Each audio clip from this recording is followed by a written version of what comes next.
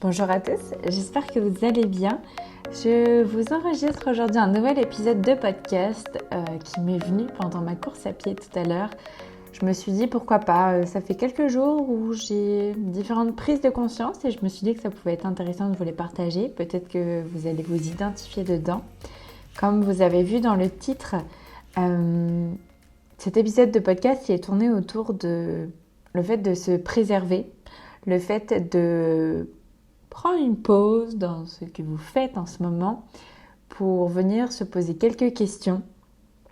Pour illustrer tout ça, je prends mon exemple, je pense qu'il sera le plus parlant et c'est celui que je connais, donc on se base sur des faits réels. Vous vous identifierez peut-être dans certaines idées. Pour vous expliquer, en ce moment je travaille beaucoup et ici je ne me plains vraiment pas. J'en suis ravie de pouvoir partager ma vision de toutes ces manières, mais c'est aussi très fatigant. Je suis rentrée de voyage depuis mi-mai. J'ai fait beaucoup voyager. J'ai aussi pendant ce temps-là développé une activité en ligne. Et en fait, depuis mai, plutôt juin, j'ai voulu démarrer, entre guillemets, une nouvelle activité où en fait, là, j'ai cherché à développer mon business, mon activité, plus en présentiel. J'accompagne toujours les personnes de différentes manières pour les reconnecter à elles, à leurs envies, à qui elles sont, à leur corps, aussi les aider à s'éveiller et à créer du changement en elles pour que ces personnes soient plus alignées. Et ça passe toujours par des accompagnements individuels, des ateliers, où l'idée c'est vraiment de partager différents outils bien-être et d'expression de soi, aussi au travers de mes soins Reiki, des soins énergétiques, et aussi au travers du yoga. Et donc tout ça c'est vraiment top et j'en suis ravie. Et donc comme je vous disais, j'ai commencé vraiment à développer cette activité que je considère nouvelle, même si je ne fais pas de nouvelles choses, en présentiel. Depuis juin, après juillet, août, qui ont été relativement calmes, comme évidemment c'était l'été, c'était les vacances pour un grand nombre de personnes. Et donc je comptais quand même sur septembre pour avoir une sorte d'accélération. Et puis comme tous les efforts qu'on fait se transforment un jour en résultat, et bien évidemment en septembre il y a beaucoup de choses qui ont popé en même temps. Et donc beaucoup de choses qui se sont enclenchées, qui ont conclu. Et aussi, accessoirement, j'ai aussi commencé un petit contrat en 15 heures en entreprise, en plus de mes activités à moi. Donc, je ne sais pas si déjà là, vous voyez où je veux en venir, ou vous faites peut-être des parallèles avec votre vie. Dans tous les cas, beaucoup de travail, beaucoup d'opportunités. Donc, c'est cool. Pas forcément en volume horaire, mais plutôt dans la diversité. Et donc du coup, qui dit diversité d'activités, diversité de public, diversité de déplacements aussi pour toutes ces activités-là. Et en plus de ça, je donne notamment des cours de yoga. Pour donner des cours de yoga à des personnes peut-être comme vous qui m'écoutez, ça va être plutôt le soir quand vous avez fini de travailler. Ça va plutôt être sur le temps du midi, ça va plutôt être le week-end. Donc, ce qui fait que je suis passée sur un rythme différent, sachant que à côté aussi, donc je bosse en 15 heures chez Decathlon en tant que vendeuse. Donc, tout le temps debout, à bouger, au contact des gens, qui peut parfois aussi être fatigant. Et donc, malgré tous ces différents combos d'horaires, j'ai gardé un rythme de vie normale, entre guillemets, où je me lève à 7h30 peut-être à peu près tous les matins, comme une personne qui pourrait faire un travail classique de bureau. Et en fait, j'ai commencé à être dans une routine. Je ne sais pas si c'est tant une routine, mais plutôt un automatisme, où c'était de checker les activités les unes après les autres, être attentive à bien préparer, à organiser, à faire, et on passe au sujet précédent. J'ai un cours de yoga le lundi soir, j'en ai un le mardi matin, j'en ai un le mardi après. Enfin bref, vraiment préparer le cours, passer à la suite, etc., etc. Sachant que j'ai commencé à me fatiguer de ce rythme relativement intensif. En plus du fait que je suis projecteur, pour ceux qui s'y connaissent un peu en human design. Et aussi, si je peux faire aussi le parallèle avec mon profil en communication vectorielle, qui est un outil pour comprendre ses envies inconscientes, dont je vous parlerai un peu plus tard. J'ai un profil qui fonctionne vachement par élan. Et donc, des fois, j'ai de l'énergie. Et après, je vais plus en avoir. Et je ne suis pas constituée, entre guillemets, comme le plus grand nombre de personnes dans cette société qui vont plutôt être manifesting generator ou générateur, si je dis pas de bêtises, où là, c'est travailler 35 heures par semaine, de 8 heures à 18 heures tous les jours, d'avoir une forme de régularité. D'ailleurs, si ça vous intéresse un peu plus, je vous invite à aller découvrir le profil Instagram de Mélissa Simoneau, qui répondra vraiment à toutes vos questions sur le Human Design pour mieux vous connaître. Vous pouvez trouver votre profil en rentrant vos informations. Il y a plein d'outils qui existent en ligne pour calculer votre profil, notamment, si je dis pas de bêtises, Design Humain France, il me semble. Et donc bref, voilà, j'ai un profil qui fait que je n'ai pas de l'énergie non-stop, que j'ai des phases de création de travail importantes et après j'en ai plus, et que j'ai besoin de me reposer pour aller mieux. Et donc en plus de toutes ces activités professionnelles, des repas en famille, voir les amis, des journées de formation, faire du sport, et donc tout ça, je rentre vite dans un automatisme d'enchaîner les choses. Tu te lèves, tu travailles, tu rentres, tu dors, tu donnes des cours, etc., etc. Ce qui peut être fatigant. Et donc, ce qui fait que j'ai accumulé une fatigue au fur et à mesure. Et donc, j'allais pas forcément assouvir cette fatigue, me reposer pour aller mieux. Et donc, après, tu rentres un peu dans une spirale qui n'est pas top. Tu essaies de trouver un équilibre entre travailler, voir du monde, te reposer, passer du temps avec ton copain, avec ta famille, etc., etc. Sauf que quand tu es fatigué, tu as moins de motivation, tu vas prioriser peut-être ton sommeil ou plutôt être dans des moments chill.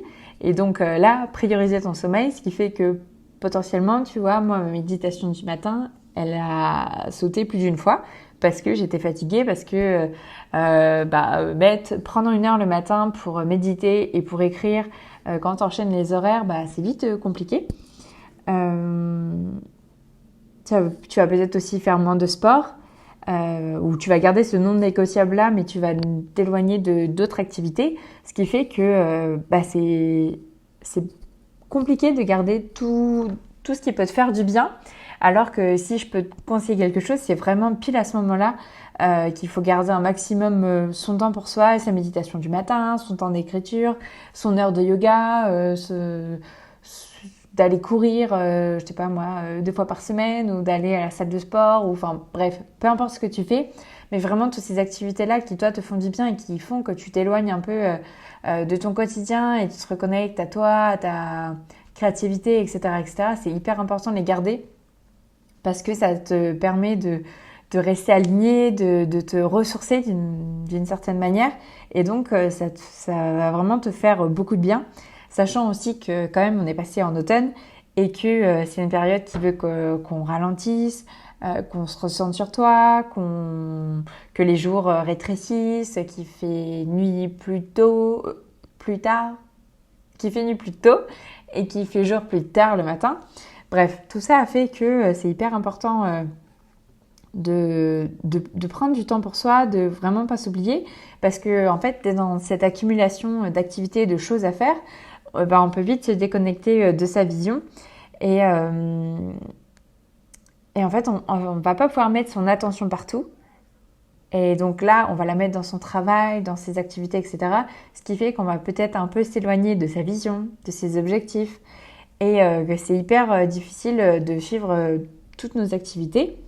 Et aussi un autre sujet que je voulais aborder, qui du coup c'est aussi répercuté moi dans ce sujet-là, dans cette notion-là, c'est que aujourd'hui on est quand même dans une société de consommation, et moi la première, il y a tellement de contenu qu'on peut vite retrouver, absorber sur les réseaux sociaux, qui fait qu'on peut vite être...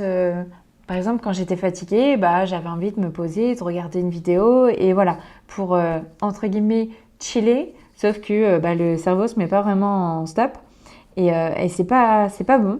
Je ne sais pas si vous avez déjà regardé quel était votre temps d'écran ou si vous avez regardé le temps que vous passez sur les réseaux sociaux. Parfois, c'est flippant, clairement.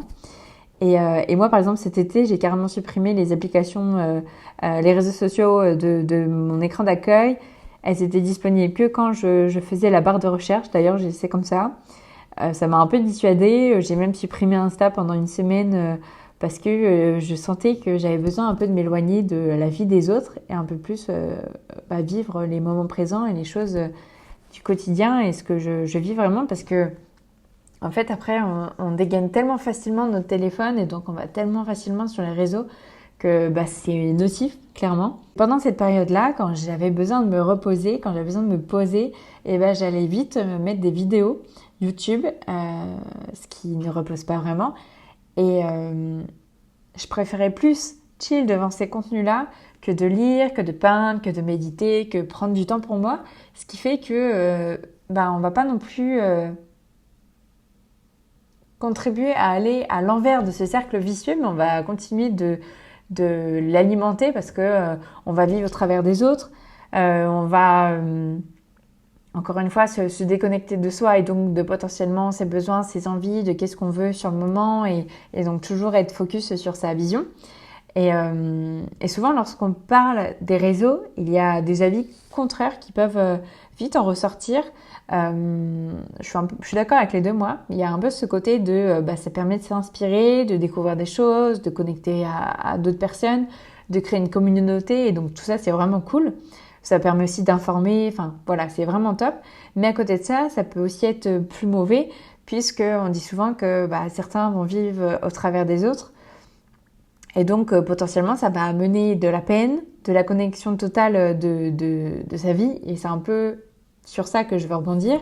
C'est que à force de mettre son attention ailleurs, on se déconnecte complètement, profondément de soi. Et encore une fois, c'est comme ça qu'on finit avec des grosses remises en question, des moments pas hyper cool à vivre, un épuisement, se rendre compte un beau jour que vous êtes complètement désaligné et que vous en êtes pas perçu avant parce que justement vous étiez dans cette spirale infernale des réseaux, ces automatismes à aller bosser, à aller faire toutes ces activités qui vous prennent du temps. Et donc, l'idée c'est pas d'aller jusque là. Moi-même, j'en ai fait les frais une première fois, donc c'est pour ça que voilà, j'ai eu cette prise de conscience et je me suis dit que ça pourrait être cool de vous la partager. Voilà, tous ces sujets-là, comme je vous ai dit, ils peuvent faire qu'on va être déconnecté de nous, de notre vision. Je ne sais pas si vous savez clairement ce que vous aimeriez changer, ce que vous aimeriez atteindre, que ce soit des trucs hyper précis comme avoir une maison au bord de l'eau à je ne sais pas où. Ou est-ce que c'est pas tout simplement juste être moins stressé, plus heureux, plus dans le moment présent. Moi, par exemple, ça va être quelque chose dans ce style-là.